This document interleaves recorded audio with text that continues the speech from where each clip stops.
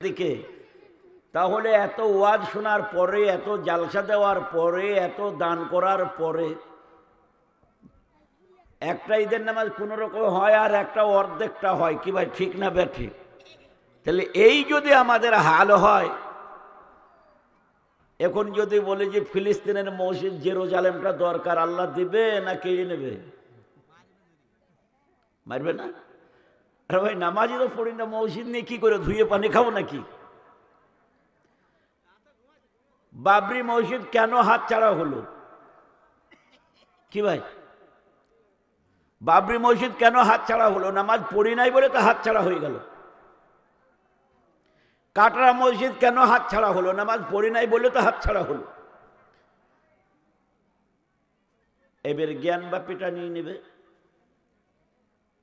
জ্ঞানব্যাপী আমাদের কাছ থেকে বিদায় নেবে। জ্ঞানব্যাপীর পরে জুম্মা মসজিদ দিল্লি, দিল্লি জুম্মা মসজিদের পরে আপনার দিল্লি মার্কাজ মসজিদ নিজামুদ্দিন, নিজামুদ্দিন শেষ হয়ে গেল কলকাতা নাকোদা মসজিদ টার্গেট। কলকাতা নাকোদা মসজিদ ভাঙা হয়ে যাবে, হয়ে যাওয়ার পরে নরসিংহ আনন্দ বলেছে মক্কা ভাঙার চেষ্টা করব। কি ভাঙা? আমার মৌলানা হাসছে, বলছে মক্কা কি করে ভাঙবে? হ্যাঁ ভাই, মক্কা ভাঙতে পারবে? সেখানে পৌঁছাইতে পারবে? আচ্ছা বলুন, কি বলছেন? আল্লাহ করলে পারে? ও আল্লাহ যদি জওয়াই ছেলে যাবে ভাঙতে কাবা ঘর।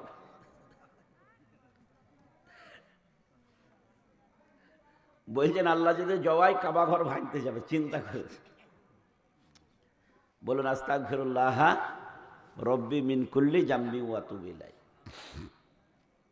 আপনারা বলবেন কেমন করে পৌঁছাবে, কেমন করে যাবে? আপনারা জানেন ভারতবর্ষের যিনি প্রধানমন্ত্রী, তিনি ওখানকার প্রধানমন্ত্রীর সঙ্গে যুক্ত হয়ে মদের লাইসেন্সের ব্যবস্থা করেছে আরবে, শুনেছেন?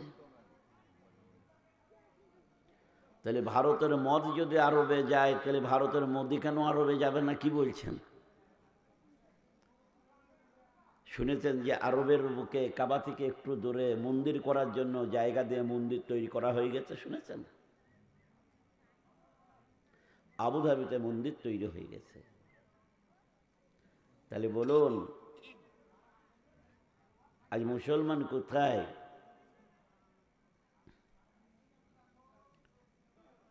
সেই জন্য মুসলমান আমরা কোন নবীর উম্মত সেটা জানেন? যে নবী নিচে থেকে আকাশের দিকে তাকালে পারে চন্দ্র পর্যন্ত, যে নবীকে দেখে লজ্জা পেত আলো দিতে। আমরা কোন নবীর উম্মত জানেন? যে নবী নিচের দিকে হেঁটে যদি তাকিয়ে হাঁটতে আরম্ভ করতেন, কাদের গনি ওপরে বসে বসে মুখ পানে চেয়ে দেখতেন, কখন হাবিব একবার ওপর পানে চেয়ে দেখবে? বলুন সুবহানাল্লাহ। আমরা কোন নবীর উম্মত জানেন? যে নবী মাটিতে বসে আকাশের চন্দ্রকে দুখণ্ডিত করে দিতে পারত, সেই নবীর উম্মত। জোরে বলুন সুবহানাল্লাহ। আজ সেই বল গেল কোথায়? আজ সেই ঈমান গেল কোথায়? সে কোরআন আজও পর্যন্ত আমাদের মাঝে, সে কোরআন আজও পর্যন্ত হৃদয়ের বাজে।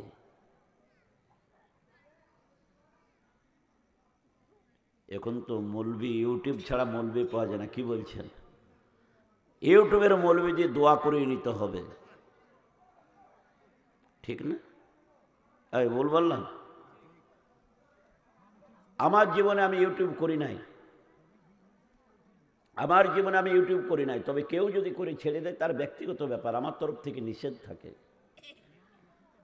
যদি ইউটিউব দিয়ে, যদি ইউটিউবের মৌলবি, যদি ছবিওয়ালা মৌলবি, ভাইরালওয়ালা মৌলবি, ছবি দিয়ে যে মৌলবিদের নিয়ে আসা হয়েছে, সেই মৌলবি যদি জান্নাত পায়, তাহলে সালমান খান শাহরুখ খান কেন পাবে না? কি বলছে? ওরা তো ছবির জন্যই ওদেরকে গুনাহগার বলা হয়। কি ভাই ঠিক না ব্যাঠিক? ছবি তোলা হারাম তো।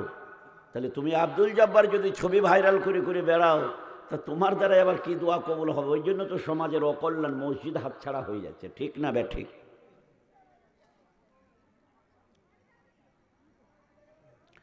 সোনার চাঁদ আব্বা আমার, ভাই জানারা, মা আমার, বউ জানারা, আল্লাহওয়ালা সুধী মণ্ডলেরা, গভীর রাতের বেলায় আপনাদের কষ্ট দেব না, দুঃখ দেব না। অল্প কিছু কথা বলে বিদায় নিয়ে চলে যাব ইনশাআল্লাহ।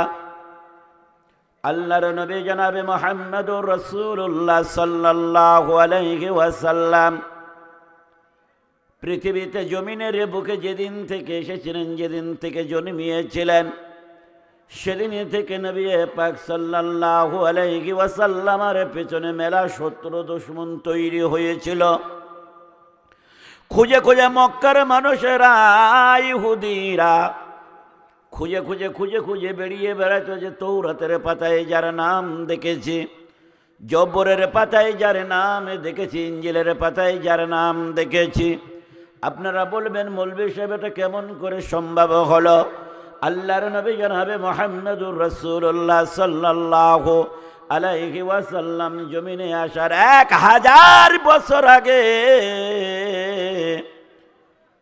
একটা বাদশাহ ছিল। ওই বাদশাহ করেছিল কি, আপনার ইয়ামিন দেশের বাদশাহ ছিলেন। ওই বাদশাহ করলেন কি, ওই বাদশাহ যেখানে যেতেন 400 মৌলভী সাহেবকে কাছে রাখতেন। জোরে বলুন সুবহানাল্লাহ। কয়শো মৌলভী? 400 মৌলানা, ইহুদি মযহাবের মৌলানা যারা ছিল, 400 মৌলানা তাদের কাছের মধ্যে রেখে দিতেন। ওই বাদশাহ ওই 400 মৌলানার কথা বলতে যে আমার মনে পড়ে গেল, এই ভারতবর্ষের বুকে একজন বাদশাহ ছিলেন, রাজা ছিলেন, নাম হলো তার অরঙ্গজেব। কি নাম বললাম? অরঙ্গজেবের নাম শুনেছেন? অরঙ্গজেবের নাম শুনেন নাই? ইতিহাসের পাতায় আছে। লোকটা খুব লম্পট ছিল। কি ভাই? মন্দির নামা ভেঙে যত সব মসজিদ করে ফেলেছিল। আবার এক জায়গায় দেওয়া আছে যে না, লোকটা এত সৎ মানুষ ছিল, ওই রাজভাণ্ডারের টাকা তিনি কোনোদিনই গ্রহণ করেন নাই, পাপ হবে বলে তিনি হাতে করে কোরআন লিখে বাজারে বিক্রি করতেন।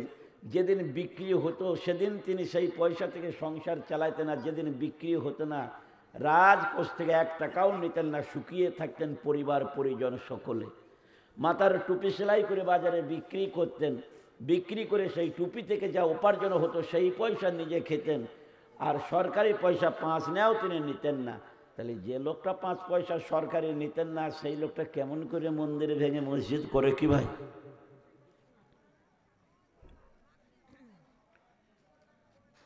এই গল্পটা কেমন হলো একটু পরে বলবো ইনশাল্লাহ।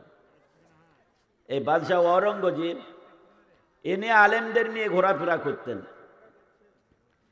একদিন সিংহাসনে বসে রয়েছেন, তিনার উজির বলছেন, হুজুর একটা কথা বলতাম। তা বলল কি? বলছে হুজুর আপনি আলেমদের এত ভালোবাসেন কেন, আর আমরা উজির নাজির আছি, আমরা মন্ত্রী আছি, নেতা আছি, জ্ঞানী আছি, শিক্ষিত আছি, আর আলেম ওলামারা কি জানে, তাই তাদের নিয়ে আপনি এত ব্যতিব্যস্ত থাকেন? বাদশাহ অরঙ্গজেব উজিরকে ডাক দিলেন, দেওয়ার পরে বললেন, উজির সাহেব বলল কি হলো? সামনে একটা পুকুর আছে। উজিরকে পুকুরের কাছে নিয়ে গেলেন, পুকুরের ধারে গিয়ে বললেন, উজির সাহেব এই পুকুরের পানি, এই পুকুরে যতগুলো পানি আছে ক গ্লাস হবে আপনি বলতে পারবেন? ভাই আমার কথা বুঝতে পারছেন? উজিরকে, মানে উজির বলছেন মৌলবীদের এত ভালো কেন বাসেন? তাই উজিরকে বাদশাহ অরঙ্গজেব একটা প্রশ্ন করলেন, পুকুরের কাছে নিয়ে বললেন যে বাদশাহ আপনি বলতে পারবেন এই পুকুরের পানি কতটা, ক গ্লাস হবে? উজির বলছেন এটা কি করে সম্ভব? একটা পুকুরে ক গ্লাস পানি হবে কি করে বলবো আমি? কি ভাই বলা সম্ভব? আচ্ছা ভাই বলুন আপনারা কি বলছেন, বলা সম্ভব? একটা পুকুরে পানি কতটা হবে কে বলতে পারবে? উজির বলল এটা সম্ভব নয়, আপনার মাথায় কি পোকা নড়েছে নাকি? একটা মাদ্রাসার ছাত্রকে ডাক দিলেন, দেওয়ার পরে বললেন, বাবা তুমি একবার আমার কাছে আগে এসো। ওই মাদ্রাসার ছাত্রটা বাদশাহ আওরঙ্গজেবের কাছে গেলেন, যাওয়ার পরে বললেন, হুজুর আসসালামু আলাইকুম। বাদশাহ আওরঙ্গজেব বললেন, ওয়ালাইকুম আসসালাম। এই বেটা মাদ্রাসার ছাত্র, তুমি একবার বলো। বলল, হুজুর আমি কি বলবো, একবার বলুন। এই বেটা তুমি বলো, এই পুকুরে যা পানি আছে ক গ্লাস পানি হতে পারে? মাদ্রাসার ছাত্র বলছে, হুজুর এটা নিয়ে সমস্যা। বলল, হ্যাঁ। বলে, আপনার হুজুর কি বললো? বললো, ও তো বলছে ক গ্লাস সম্ভব নয়। মাদ্রাসার ছাত্র মুচকি হেসে বলছে, হুজুর নবী পাক সাল্লাল্লাহু আলাইহি ওয়াসাল্লাম বলেছেন, প্রত্যেকটা ইলমের জন্য দোয়া করতে বলেছেন, রব্বি জিদনি ইলমা, রব্বি ইয়াসির ওয়ালা তুয়াসসির ওয়া তাম্মিম বিল খাইর। হুজুর এই পুকুরের পানি ক গ্লাস হবে? বলল, হ্যাঁ। বলল, গ্লাস যদি এই পুকুরের সমান হয় তাহলে পানি ক গ্লাস হবে? এই মশাই, ক গ্লাস হবে? যত বড় পুকুর তত বড় গ্লাস যদি হয়, পানি ক গ্লাস হবে? উজির মুখ পানে তাকিয়ে আছে ভেড়ার মতো। যুবক বলে, হুজুর ওই গ্লাসটা যদি পুকুরের অর্ধেক হয় তাহলে ক গ্লাস হবে? বলল, হুজুর ওই গ্লাসটা যদি পুকুরের 3 ভাগের 1, 4 ভাগের 1 ভাগ হয় তাহলে ক গ্লাস হবে? উজির বলছে, আর বলতে হবে না। বাদশাহ আওরঙ্গজেব বলছেন, সেই জন্য মৌলানা মৌলবীদের কাজ আমি ছাড়ি না। সুবহানাল্লাহ বলা যাবে না? আলেমদের পাশে থাকবেন, তাহলে ঈদের নামাজ ছাড়া 5 ওয়াক্ত নামাজ হবে। আর আলেম থেকে দূরে থাকবেন, ঈদের নামাজ অর্ধেক হবে, ফুল হবে না। বুঝে এসেছে? নামাজ যদি ফুল হয়, মসজিদ হাত ছাড়া হবে? হবে না। আর নামাজ না পড়লে মসজিদ কি হবে? লোকই তো নাই আবাদ করা।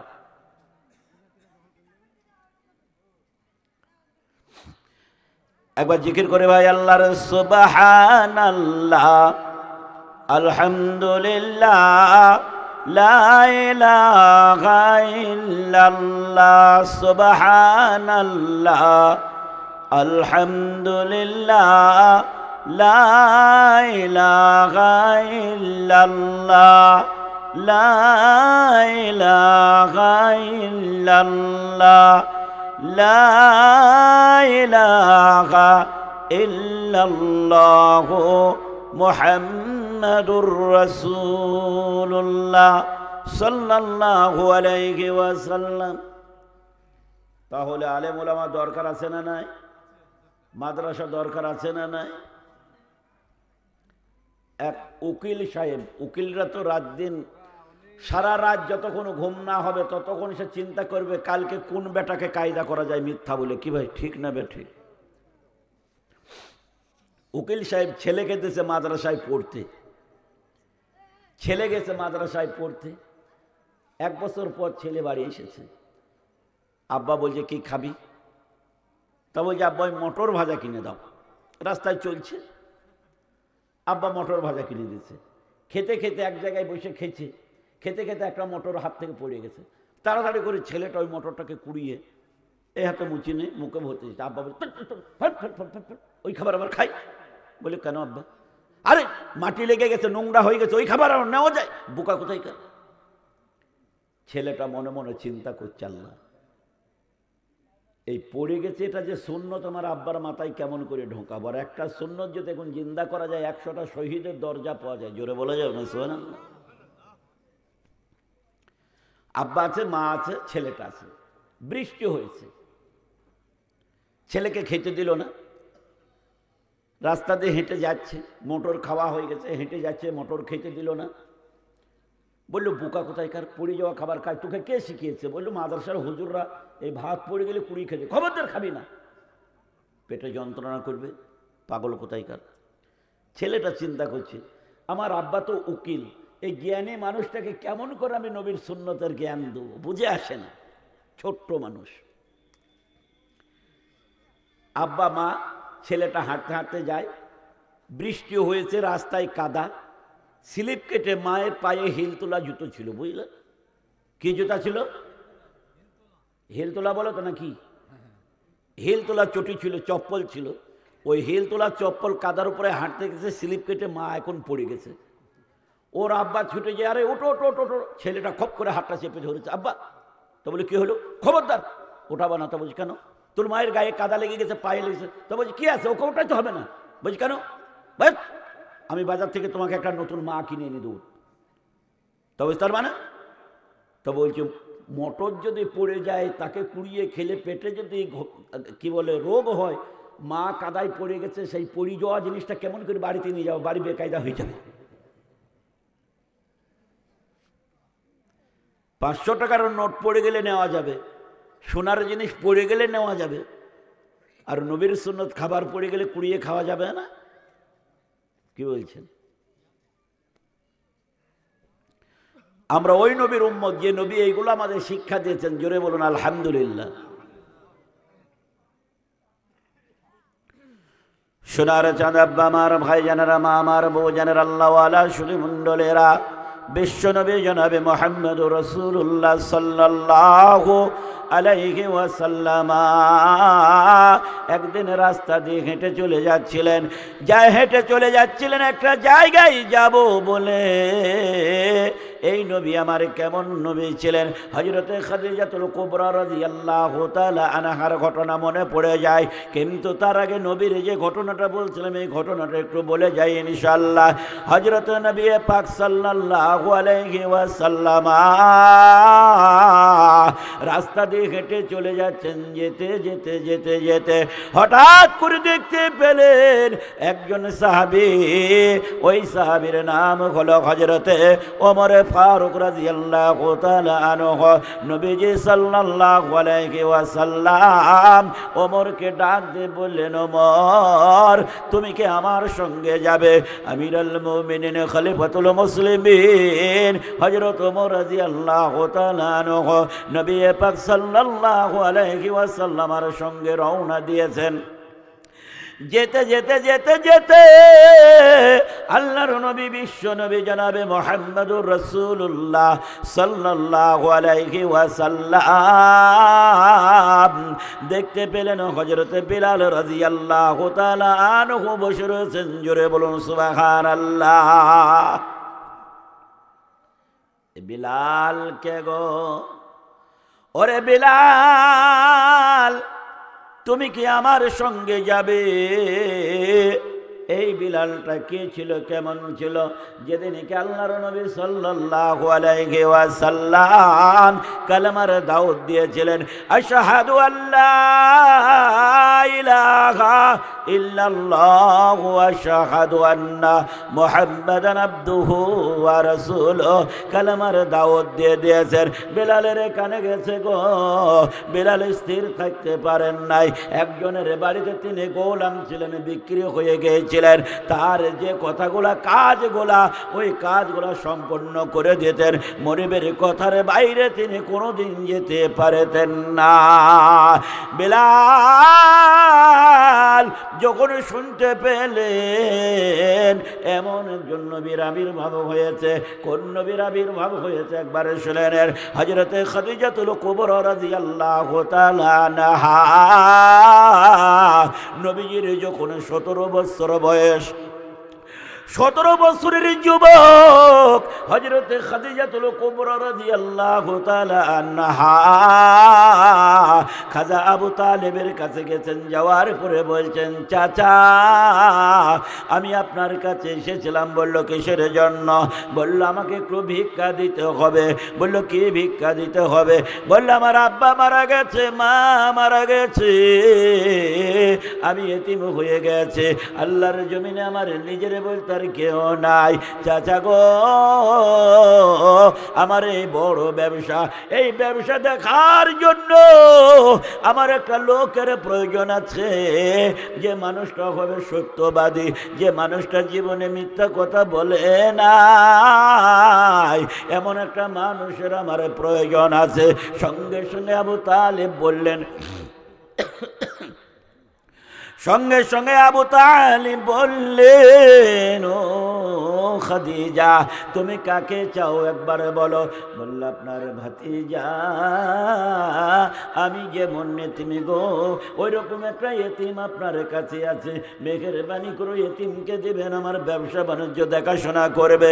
খাজা আবু তালিব চোখের পানি ঝরাইতে আরম্ভ করলেন। কাবার কাছে গেছেন, যাওয়ার পরে সিজদায় পড়ে কাঁদছেন, মালিক, জীবনে কোনোদিন এই ছেলেটা শান্তি পাবে বলে আমার জানা ছিল না, কিন্তু মালিক তুমি কবুল করেছো আমার মালিককে।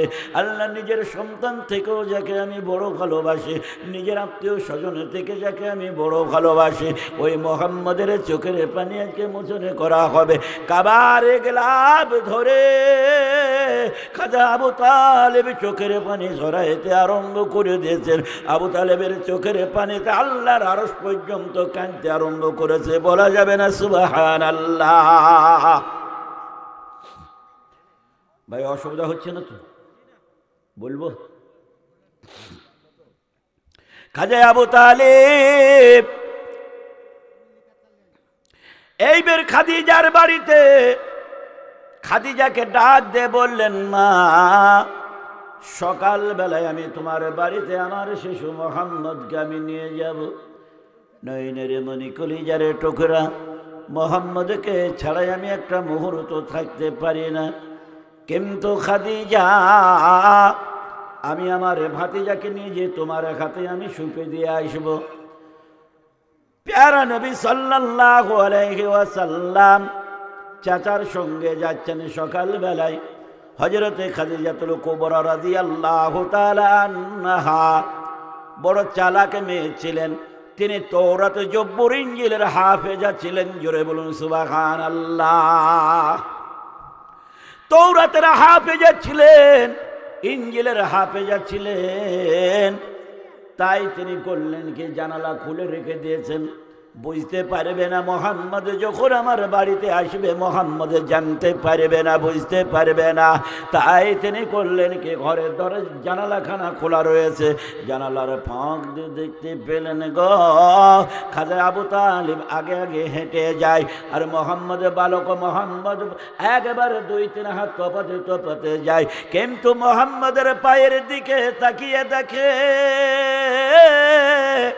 মোহাম্মদের পা যেন মাটিতে পড়ে না, সৈন্যর উপরে পা ফেলিয়ে হাঁটতে হাঁটতে যায়। বলুন সুবহানাল্লাহ। মুহাম্মদ সাল্লাল্লাহু আলাইহি সাল্লামের পা মাটিতে পড়ছে না গো, আহা, হেঁটে যাচ্ছেন। আপনারা জানেন চেন সিঁড়ি দেখেছেন? চেন সিঁড়ি স্টেশনে থাকে, চেন সিঁড়ি দেখেন না? লিফট দেখেছেন তো? চেন সিঁড়ি ঠিক ওরকম খাপে খাপে খাপে খাপে। নবী আমার পা ফেলার আগে খাপে খাপে নবীজিকে পৌঁছে দিচ্ছে। খাদিজা তাকিয়ে তাকিয়ে দেখছে। জোরে বলুন আলহামদুলিল্লাহ। হযরতে খাদিজা রাদিয়াল্লাহু তাআলা আনহা বাড়িতে গেছেন। যাওয়ার পরে মনে মনে চিন্তা করছেন, মালিক, বালক মোহাম্মদ একবার আমার দিকে তাকিয়ে দেখো। কিন্তু নবী আমার নিচের দিকে তাকাইতেন। জোরে বলুন সুবহানাল্লাহ। নিচের দিকে তাকিয়ে খাদিজার দরবারে হাজির হলেন। চাচা রাখলেন, বিদায় নিয়ে চলে গেছেন। খাদিজার একটা বাঁধি ছিল, এই বাঁধির নাম ছিল মাইসারা রাদিয়াল্লাহু তাআলা আনহা। মাইসারাকে ডাক দিয়ে বললেন, মাইসারা, তুমি ওই মোহাম্মদ সাল্লাল্লাহু আলাইহি ওয়াসাল্লামকে বুঝিয়ে দাও। বলল কি? বলল, সর্বপ্রথমে মোহাম্মদকে আমি পরীক্ষা করতে চাই ছাগল দিয়ে। আমার 331 খানা ছাগল আছে গো, ওই ছাগলগুলো মোহাম্মদকে দাও, চড়িয়ে নিয়ে আসবে। জোরে বলুন সুবহানাল্লাহ। আল্লাহর নবী সাল্লাল্লাহু আলাইহি ওয়াসাল্লাম ছাগলের নাম শুনে মুস্কিয়ে হাসছেন। হাসছেন আর বলছেন, মাবুদ, আমার ভাই পয়গম্বর মুসা নবী তিনি ছাগল চড়িয়েছিলেন। জোরে বলুন আলহামদুলিল্লাহ। মাইশা রাদিয়াল্লাহু তাআলা আনহাকে খাদিজাতুল কুবরা রাদিয়াল্লাহু তাআলা আনহা ডাক দিয়ে বললেন, ও মাইসারা, আমি তোমাকে পাঠিয়ে দিলাম ওই মুহাম্মাদের সঙ্গে, রাস্তার মাঝে তুমি যা কিছু দেখবে একটাও গোপন করবে না, সব জিনিসগুলা যেন আমার সামনে তুমি বলে দেবে। বলুন আলহামদুলিল্লাহ। মাইসারা বলছে, আমি আবার কি দেখব? বলল, হ্যাঁ তুমি দেখতে পাবে। না না না, তুমি যা দেখবে তুমি একটাও গোপন করবে না, আমাকে বলে দিবে। মাইসারা বলল, ঠিক আছে তাই হবে। মুহাম্মদ সাল্লাল্লাহু আলাইহি ওয়াসাল্লাম 17 বছরের যুবক ছাগলের গোয়ালে ঢুকেছেন। ছাগলগুলাকে আপনার কল্যাণ কি, ওই ছাগলের গোয়ালে ঢুকেছেন। ঢোকার পরে যেমনি ঘরের দরজার কাছে গেছেন, গোয়ালের কাছে গেছেন, ছাগলগুলো মানুষের মতো কথা বলে, আসসালামু আলাইকুম ইয়া রাসূলুল্লাহ। সুবহানাল্লাহ বলা যাবে না? আপনারা বলবেন, মৌলভী সাহেব ছাগল আবার কথা বলতে পারে নাকি? কি ভাই, ঠিক না বেঠিক বলেন?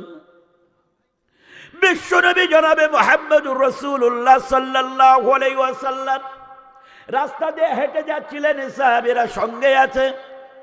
একটা উট এসে নবী পাকের কাছে বলল, আসসালামু আলাইকুম ইয়া রাসূলুল্লাহ। উটটা বাঁধা আছে, আল্লাহর নবী দাঁড়িয়ে গেছেন। কে এমন করে কথা বলে গো? দেখতে পেলেন উটের চোখ দিয়ে পানি ঝরে, আর উট কান্নাকাটি করে। উঠে বলে, হুজুর আমার মালিক আমাকে সারাদিন খাটিয়ে নেয়, পেট পুরে খেতে দেয় না, ঘুম মারে। আল্লাহর নবী মনিবকে ডাক দিলেন, এই উটের মালিক তুমি বলো, তোমার উটকে খেতে দাও না? কে বলেছে খেতে দিই না? পেট পুরে খেতে দিই। কে বলেছে দিই না? বলে, তোমার উঁটই তো বললো। বলছে, উঁটে কথা বলেছে? বললো, আমি তো বলছি তোমার উঁট বলেছে। ওই সাহাবী সেদিনকে উঁটের মুখের কথাটাও নিজে কানে শুনেছিল। সুবহানাল্লাহ বলা যাবে না? ওই মশাই নবীর জামানা ছেড়ে দিলাম। আচ্ছা বলুন, মাঝে মাঝে মাছের গায়ে লা ইলাহা ইল্লাল্লাহ মুহাম্মদুর রাসূলুল্লাহ লেখা যায় না? দেখা যায় না? আলুর গায়ে লেখা থাকে না লা ইলাহা ইল্লাল্লাহ মুহাম্মদুর রাসূলুল্লাহ? আলু কাটলে ভেতরে। একজন বাংলাদেশের ব্যক্তি মোরগ জবাই করতে গেছে, বিসমিল্লাহ আল্লাহু আকবার বলে মোরগ জবাই করে, তো মোরগটা লা ইলাহা ইল্লাল্লাহ লা ইলাহা ইল্লাল্লাহ জিকির করছে। বলা যাবে না সুবহানাল্লাহ? আরে সে তো অনেক দূরে, আপনার জামানায় দেখেন না। জোরে বলুন আলহামদুলিল্লাহ। জি।